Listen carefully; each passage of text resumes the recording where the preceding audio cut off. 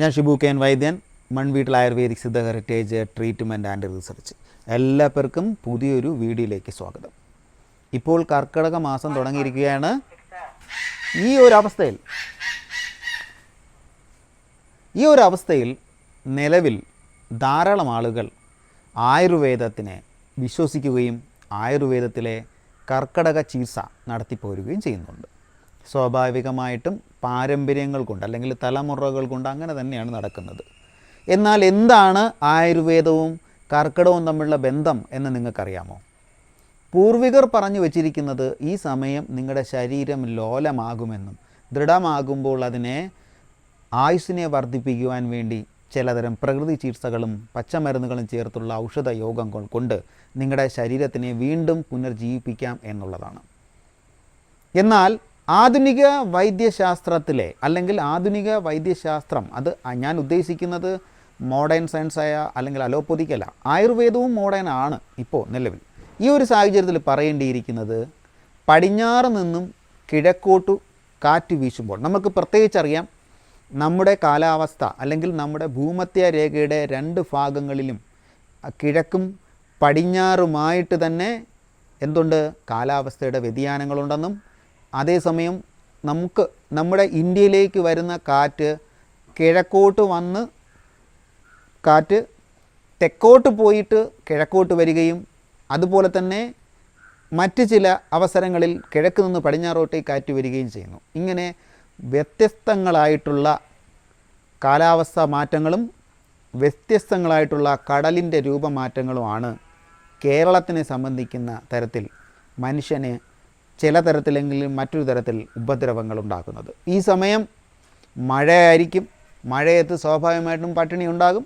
പട്ടിണി ഉണ്ടാകുമ്പോൾ എന്തു ചെയ്യും? പൂർവികന്മാർ പണ്ട് കാലങ്ങളിൽ ഇന്ന് കാണുന്നത് പോലെ വലിയ മോളുകളും ഒന്നും ഇല്ലല്ലോ. പട്ടിണിയും പരിവട്ടവുമാകുമ്പോൾ കയ്യിൽ കിട്ടുന്ന കായ്കനികളും പച്ചലകളും ചീരയും അല്ലെങ്കിൽ പയറും ഒക്കെ വെച്ച് അവർ വീട്ടിലൊരു ഭക്ഷണം ഉണ്ടാക്കി ശീലിച്ചതാണ്. ഈ ശീലം പിന്നെ അത് മരുന്ന് കഞ്ഞിയായി മാറുകയും ആയുർവേദം അല്ലെങ്കിൽ ആയുർവേദത്തിൽ അത് അനുശാസിക്കുകയും ചെയ്തു പോന്നു എന്നുള്ളതാണ് സത്യം. അല്ലാതെ കാലങ്ങൾ കൊണ്ട് അല്ലെങ്കിൽ നൂറ്റാണ്ടുകൾ കൊണ്ട് കർക്കിടകത്തിലെ ഒരു ചികിത്സ അങ്ങനെ നടത്തി പോകുന്നില്ല. എൻ്റെ അഭിപ്രായവും അനുഭവം വെച്ച് പറയുകയാണെങ്കിൽ കർക്കിടക മാസം മാത്രമല്ല 12 മാസങ്ങളും ഔഷധ സേവയ്ക്ക് നല്ലത് തന്നെയാണ്. പ്രത്യേകിച്ച് മാറ്റങ്ങളൊന്നുമില്ല. പിന്നെ ഇപ്പോൾ എൽ നിനോ പ്രതിഭാസം കൊണ്ട് വന്നിരിക്കുന്ന കാലാവസ്ഥ ചേഞ്ച് വരുമ്പോൾ നിങ്ങൾക്കറിയാം, കർക്കിടക മാസത്തിലല്ല എല്ലാ മാസങ്ങളിലും സ്വാഭാവികമായ അസുഖങ്ങളുണ്ട് എന്നുള്ളതാണ്. മറ്റൊരു കാര്യം, കർക്കിടക മാസത്തിനെ സംബന്ധിച്ചിടത്തോളം വേറൊരു ചെറിയൊരു രഹസ്യമുണ്ട്. അതായത് ഈ സമയത്ത് നമ്മുടെ ശരീരത്തിൽ HB കൗണ്ട് താഴെ വരികയാണെങ്കിൽ, ഏതെങ്കിലും കാരണത്താൽ വല്ല ഇൻഫെക്ഷൻ വരികയോ അല്ലെങ്കിൽ മറ്റെന്തെങ്കിലും കാരണങ്ങൾ കൊണ്ടോ സൈഡ് എഫക്റ്റുകൾ കൊണ്ടോ നമ്മുടെ ശരീരത്തിലെ ഇരുമ്പിൻ്റെ അംശം അല്ലെങ്കിൽ നല്ല രക്താണുക്കളുടെ അംശം താഴെ വരികയാണെങ്കിൽ അപകടം സംഭവിക്കാം. പെട്ടെന്ന് തന്നെ എന്തെങ്കിലും അസുഖാവസ്ഥയിലോട്ട് പോയിട്ട് നമുക്ക് അപായം സംഭവിക്കാനുള്ള സാധ്യതയുണ്ട്. അതുകൊണ്ട് വീട്ടിലെ വാർദ്ധക്യമായ ആളുകളെയും ആരോഗ്യമുള്ള ആളുകളെയും കൂടുതൽ ശ്രദ്ധിക്കുകയും ധാരാളം വെള്ളം കുടിക്കുകയും പ്രത്യേകിച്ചിട്ട് വെള്ളം കുടിക്കുമ്പോൾ ചിലതരം പാരാസെറ്റായിട്ടുള്ള കൃമികീടങ്ങൾ കടന്നു പോകാനുള്ള സാധ്യതയുണ്ട്. അതുകൊണ്ട് ഈ മഴക്കാലം വരുമ്പോൾ വെള്ളം നന്നായിട്ട് ചൂടാക്കി കുടിക്കാൻ ശ്രമിക്കുക. അതുപോലെ തന്നെ കെട്ടിക്കിടക്കുന്ന വെള്ളം പൂർണ്ണമായിട്ടും ഒഴിവാക്കി കളയുക. നമ്മുടെ വീട്ടിലേക്ക് പരിസരത്തുള്ള അല്ലെങ്കിൽ നമ്മുടെ വീട്ടിലുള്ള പറമ്പിൽ വല്ല കുഴിയെടുത്ത് വെള്ളമൊക്കെ വെറുതെ വേസ്റ്റായിട്ട് നിൽക്കുന്നെങ്കിലൊക്കെ മാറ്റിവിടുക. ഏകദേശം 300 മീറ്റർ ചുറ്റളവിനകത്തുള്ള ആവശ്യമില്ലാത്ത ജലാശയങ്ങളോ ആവശ്യമില്ലാതെ അല്ലെങ്കിൽ അതിൽ കൂത്താടികൾ പോകുന്ന മീനൊക്കെയുള്ള ജലാശയങ്ങൾ പോയിട്ട് ബാക്കിയുള്ള ഏത് തരം ജലാശയങ്ങളും വെള്ളം കെട്ടി നിന്ന് ശുദ്ധജലത്തിൽ മുട്ടയിടും. ആര് മുട്ടയിടും എന്ന് ചോദിച്ചു കഴിഞ്ഞാൽ കൊതുക് മുട്ടയിടും. കൊതുക് മുട്ടയിട്ട് കഴിഞ്ഞിരുന്നാൽ അത് പിന്നെ വീണ്ടും കൊതുകായി മാറും.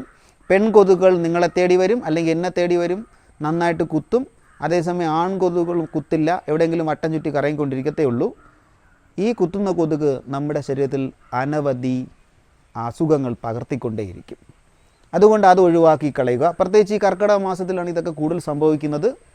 പിന്നെ പനി വന്നു കഴിഞ്ഞിരുന്നാൽ തീർച്ചയായിട്ടും നിങ്ങൾ ക്യാപ്സിസിൻ അല്ലെങ്കിൽ എരിവുള്ള വസ്തുക്കൾ കൂടുതൽ കഴിയുക. ക്യാപ്സിസിൻ എന്ന് പറഞ്ഞാൽ നമ്മുടെ മുളകിലൊക്കെ അടങ്ങിയിരിക്കുന്ന എരിവുള്ള പദാർത്ഥമാണ്. അതിന് ശരീരത്തിലെ ഒരു പ്രൊട്ടക്ഷൻ ഉണ്ടാക്കിയെടുക്കാൻ സാധിക്കും. പ്രത്യേകിച്ച് നമ്മുടെ ശരീരത്തിൻ്റെ നിലകളെ അല്ലെങ്കിൽ ഉപാപചയ നിലകളെ പുഷ്ടിപ്പെടുത്താൻ സഹായിക്കും. അങ്ങനെ നിരവധി കാരണങ്ങൾ കൊണ്ട് കർക്കിടക മാസത്തിൽ നിങ്ങൾ കഴിക്കുന്ന ചിലതരം പച്ചില മരുന്നുകളും അല്ലെങ്കിൽ ശുദ്ധതയുള്ള ആഹാരങ്ങളും നിങ്ങളെ ആയുസ്സ് ഉള്ളവരാക്കി മാറ്റും.